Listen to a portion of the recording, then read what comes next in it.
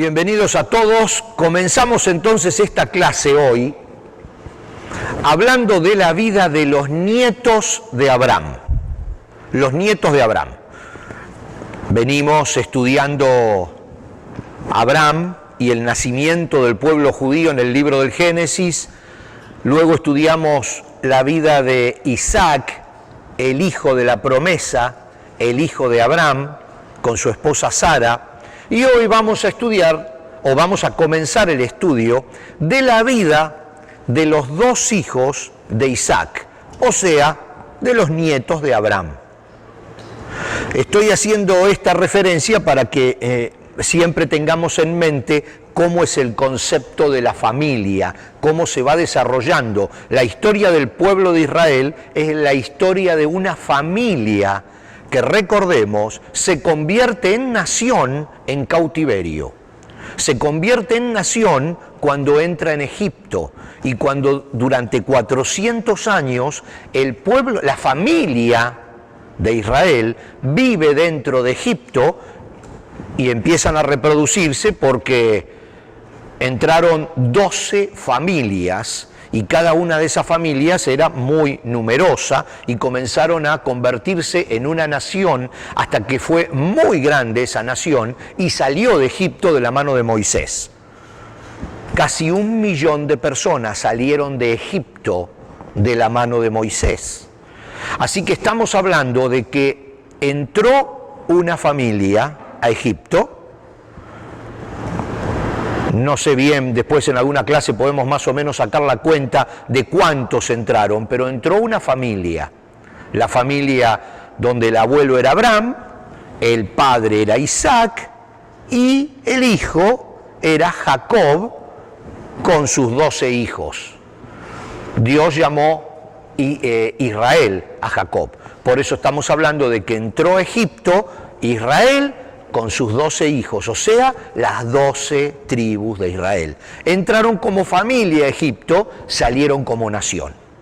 Entonces ahora estamos viendo la primera parte de todo esto, después vamos a ver el tema de la entrada en Egipto. Ahora estamos viendo cómo se está formando esta familia. Dejamos la vida de Isaac y ahora vamos a entrar en la vida de Jacob. Jacob y Esaú, los dos eran hermanos, pero por supuesto, como ya pasó en el pasado, varias veces, desde el Génesis, hay 2 hijos, o a veces hay más de 2, como en el caso de Noé, y uno de ellos elige al Dios de su padre y el otro no.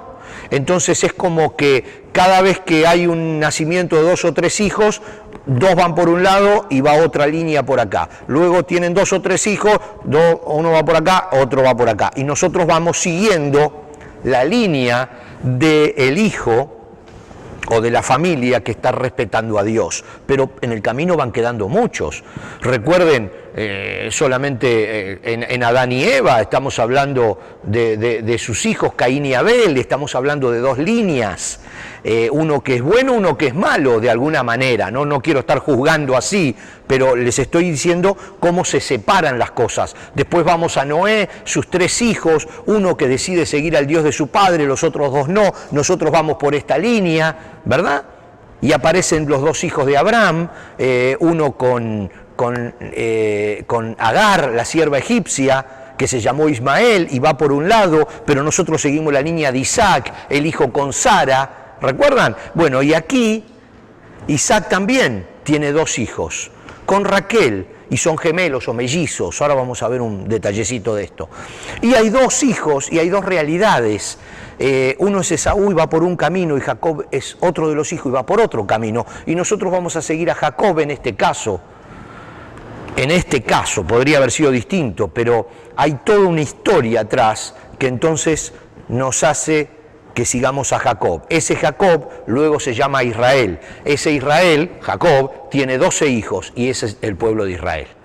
Entonces, aquí estamos haciendo como una especie de compilado del nacimiento del pueblo de Israel, que nos va a ayudar después en el estudio de toda la Biblia. Entonces, hoy, en esta 23ª clase, clase número 23, vamos a comenzar con la vida de Jacob. Dice el Génesis, capítulo 25, 2 versículos 24 y 26, que cuando le llegó el momento de dar a luz a Rebeca,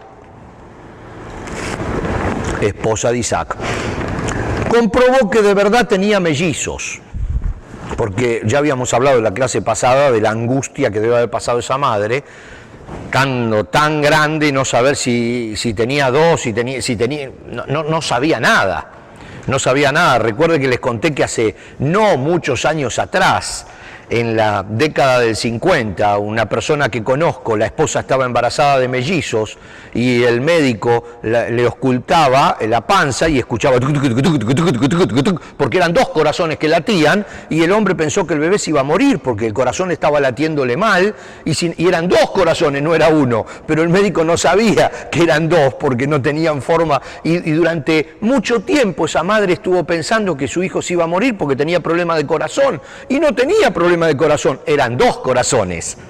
Y el médico escuchaba un latir así extraño y bueno, sacó sus conclusiones. Imagínense ahora en esta época lo que pasaría por la mente de esa madre que recién puede saber lo que tiene adentro cuando nacen.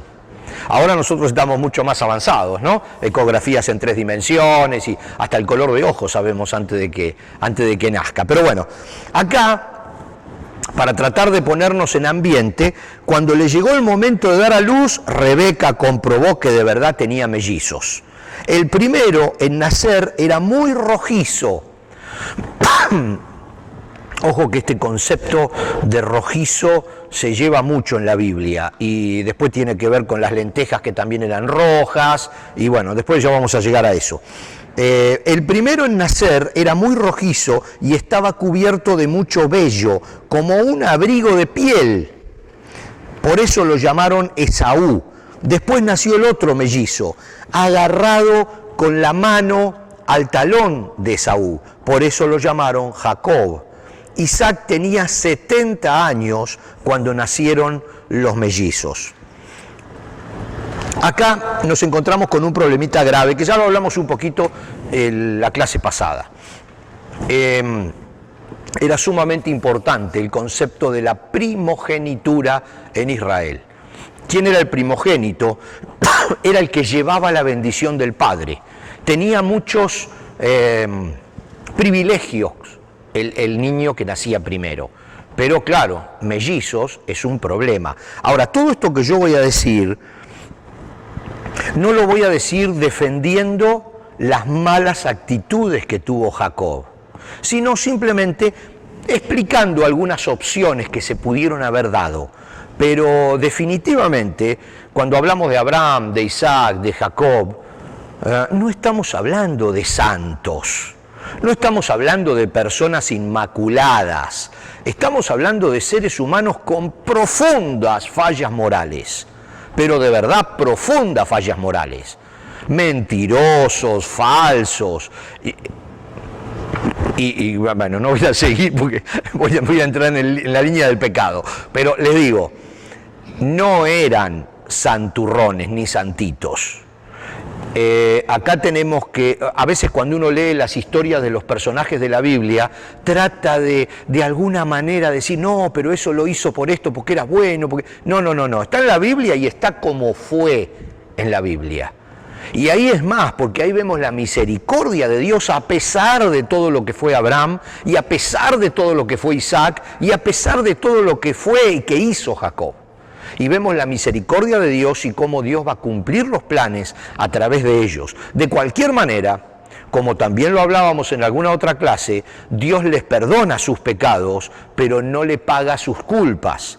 Y muchos de ellos que metieron las 4 patas tuvieron que pagar sus culpas por haber hecho lo que hicieron. Dios los perdonó y los siguió usando, pero ellos tuvieron que pagar por lo que hicieron en carne propia. Así que no quiero con esto... con esta explicación que vamos a dar, decir que bueno, que la actitud que tomó Jacob fue buena, que no se equivocó, que todo lo que hizo lo hizo santamente. No.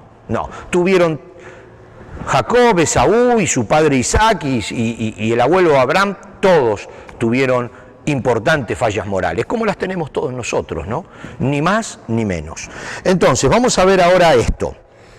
tradicional y legalmente, lo tenemos en pantalla, es mayor el primero en el orden de nacimiento.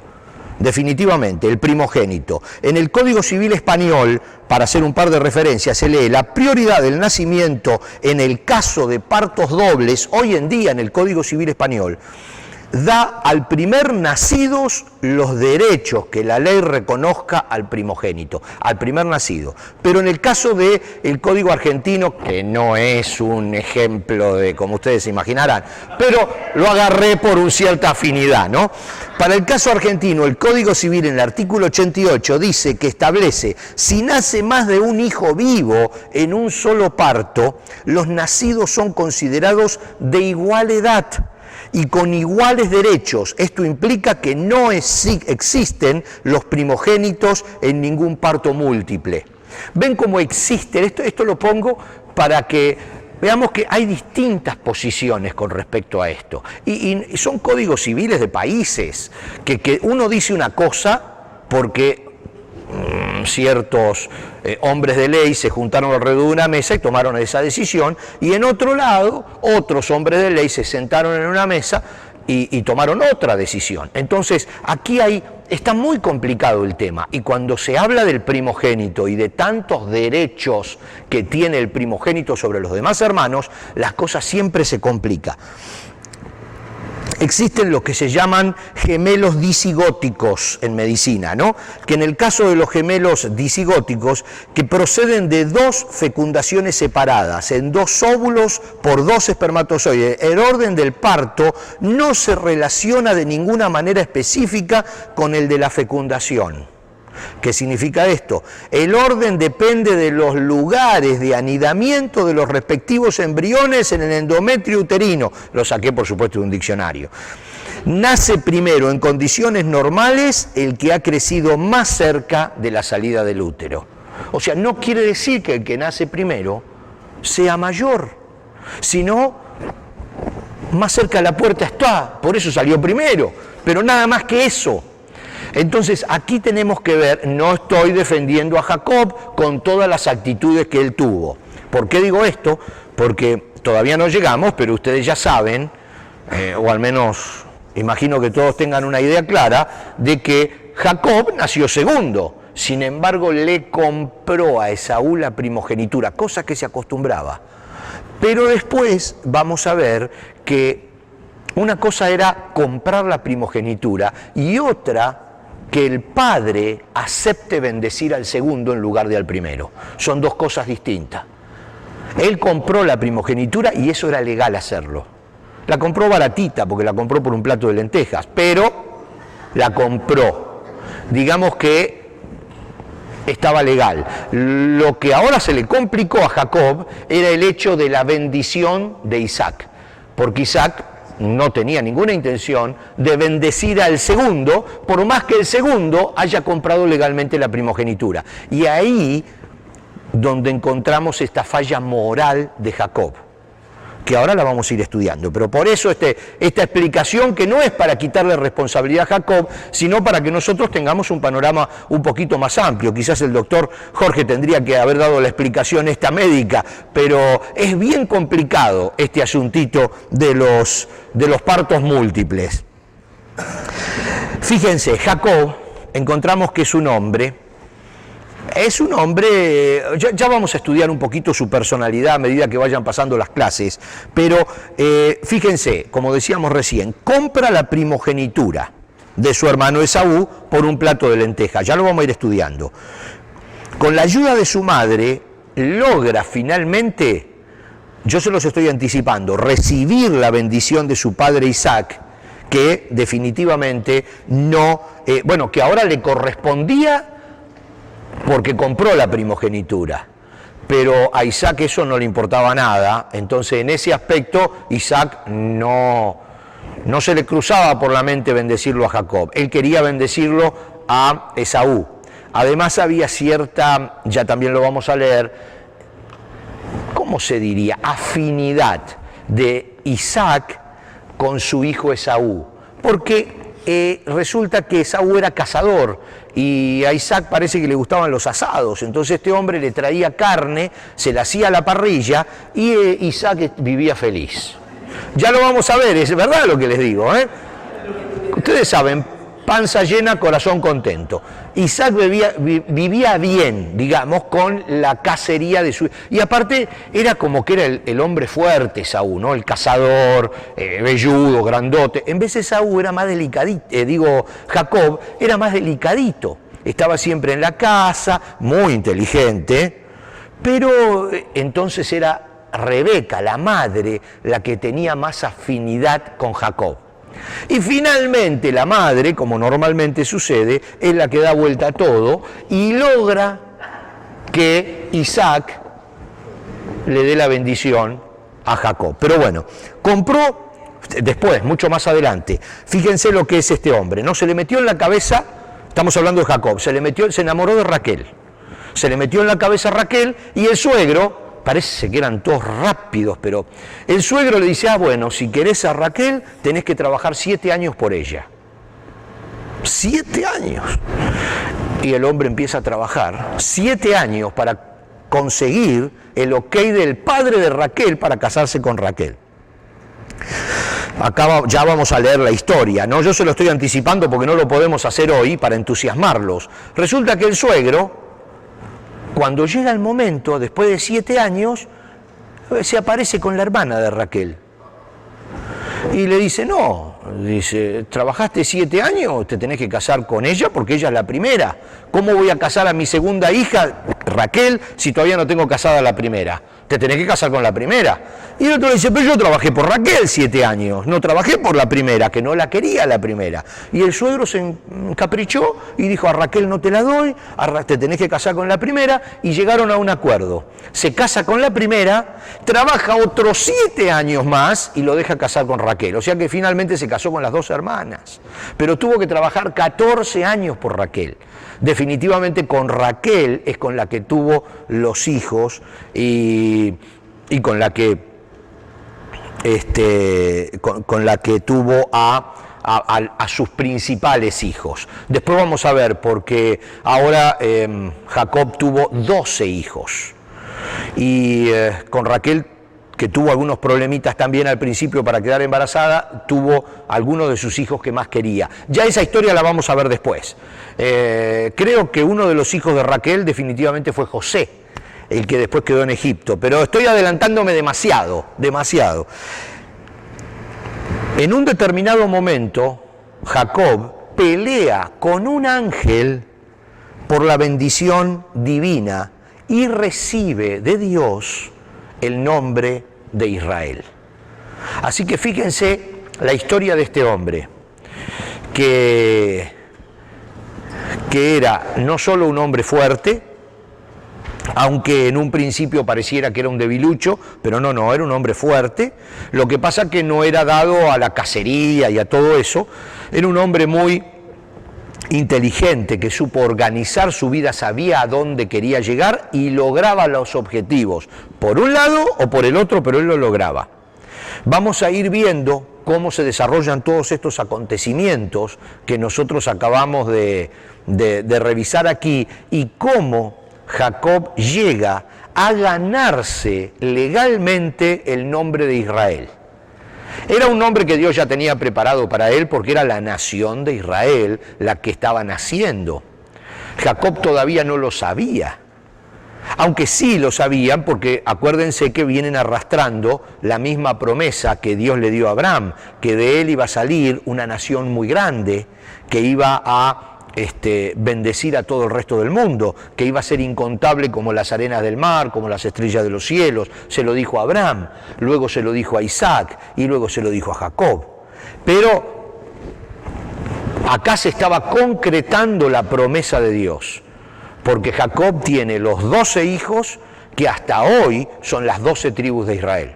Sacando algún detallecito, porque 2 de las tribus son hijos de José, pero después lo vamos a estudiar eso, son detallecitos. Pero acá tenemos el nacimiento de directamente la nación de Israel, todavía chiquita, porque como les dije al principio, esa familia compuesta por 12 hijos con sus esposas y sus hijos y sus empleados y sus vacas y sus camellos y todas esas cosas que tenían, todos entran a Egipto.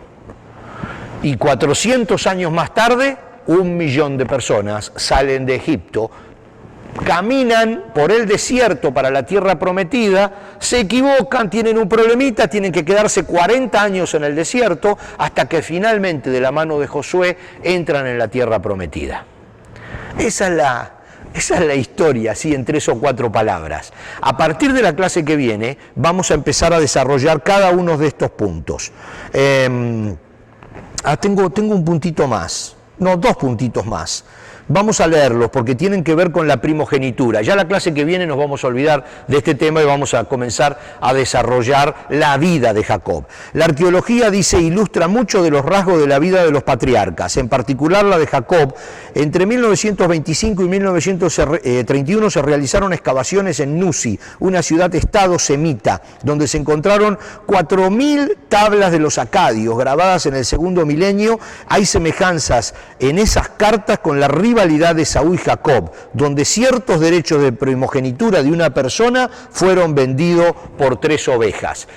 Estamos hablando de que cuando nosotros dijimos recién que se acostumbraba en esa época comprar la primogenitura, hay pruebas arqueológicas de que eso se hacía. Y aquí estas tablitas que se encontraron, hay pruebas de que hubo un intercambio de primogenitura por 3 ovejas.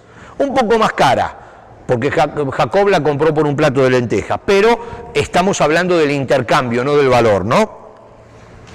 Este derecho de primogenitura era un rango superior en la familia. Vamos a leer solamente este pasaje. Entonces Jacob hizo llamar a todos sus hijos y les dijo: júntense alrededor de mí y les diré lo que le ocurrirá a cada uno de ustedes en los días venideros. Acérquense y escuchen, hijo de Jacob, escuchen a Israel su padre. Rubén, tú eres mi hijo mayor, mi fuerza, mi hijo de mi juventud vigorosa. Tú eres el primero en rango y el primero en potencia.